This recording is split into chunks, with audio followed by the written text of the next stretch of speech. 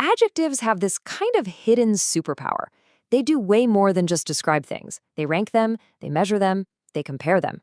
And today, we're going to tap into that power to make your descriptions sharper and, honestly, more vivid than ever before. So let's just start with a really simple question. Imagine you're looking at 3 trees. How do you actually talk about their size? Do you say one is big? Or is it bigger? Or maybe it's the biggest. Getting this right is the puzzle we're going to solve together. You see, an adjective's job isn't really done just by describing something. No, its real power is unleashed when it starts making comparisons. It just paints a much, much clearer picture. So let's dive right into how this whole thing works.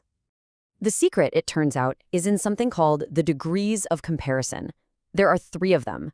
And once you get these down, you'll know exactly whether you should be using big, bigger, or biggest. First up, we've got the positive degree. The best way to think of this is as your starting point, your baseline. It's just the adjective in its pure, simple form, describing only one thing, no comparison at all. She has a big house. That's it. Simple. Okay, but what happens when you bring a second thing into the picture? Well, that's where the comparative degree jumps in. And here's the key thing to remember. This is only for comparing exactly 2 items. Her house is bigger than my house. It's a straight-up one-on-one comparison. And what if you have 3 items, or 50, or 100? Well, for any group of 3 or more, you're gonna need the superlative degree. This is the one that points out the top dog, the absolute most extreme of the group. His house is the biggest of all. It's the super one, right? All right, so we get the what and the why. Now let's talk about the how. Building these comparisons is actually surprisingly easy. It all just comes down to a few simple rules. Okay, rule number 1. This is the one you're going to use most of the time, probably like 90% of the time. For short, simple adjectives, we're talking 1 or 2 syllables, all you have to do is tack on to compare 2 things, and est for that top-level comparison. And you can see just how clean this is. Dull becomes duller, and then dullest. Short becomes shorter, and then shortest. See? It's that straightforward. Our next rule is really just a simple, logical shortcut. I mean, if the adjective already ends with an E, why add another one? The language saves you a step.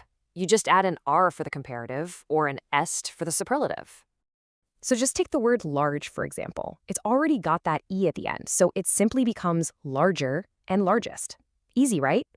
Okay, here's our first little spelling trick. When you've got an adjective that ends in a consonant followed by a Y, think lucky, that Y has to do a quick change before you can add the endings. So let's look at lucky. To make a comparative, that Y swaps out for an I, which gives us luckier. And the same logic applies to the superlative, luckiest. Once you know this rule, it's totally consistent. Now for another quick spelling rule. You know those short, punchy adjectives like big or hot? When they end in a vowel followed by a single consonant, we actually double that last letter. It's a neat little trick that helps keep the vowel sound short and snappy. And here we are, right back to our original question. Big follows this rule perfectly. It ends in the vowel I and the consonant G. So we double that G to get bigger and biggest. Same thing happens with red. It becomes redder and reddest. So what about the longer adjectives? Words like beautiful or interesting. Thankfully, you don't have to say clunky things like beautifuler. Instead, you just pop a little helper word in front. So a word like useful just becomes more useful when you're comparing 2 things, and most useful for the top spot. The adjective itself doesn't change a bit, which makes handling these longer words so much simpler. Of course, with English, there are always a few rebels that just don't follow the rules. We call these irregular adjectives. And while you can't really predict them, the most common ones are actually pretty easy to remember. The most famous rule breaker has got to be good. We would never, ever say gooder or goodest. Instead, it completely changes form into better and best. There's no real rule for these. They're just a few exceptions you have to memorize. So we've covered the 3 degrees and the 5 main rules for building them. Now let's just quickly go over 2 final points to make sure your sentences are absolutely perfect. Okay, you're going to want to listen closely here, because this part is a real game changer. When you're using the comparative form, you almost always need the word than, shorter than.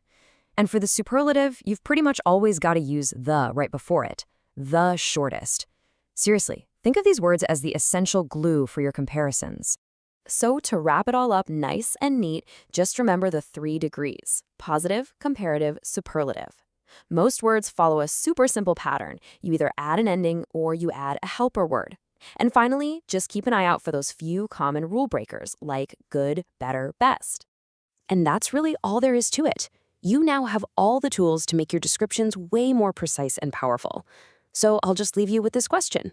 Using what you've just learned, what's the most interesting thing you can describe now?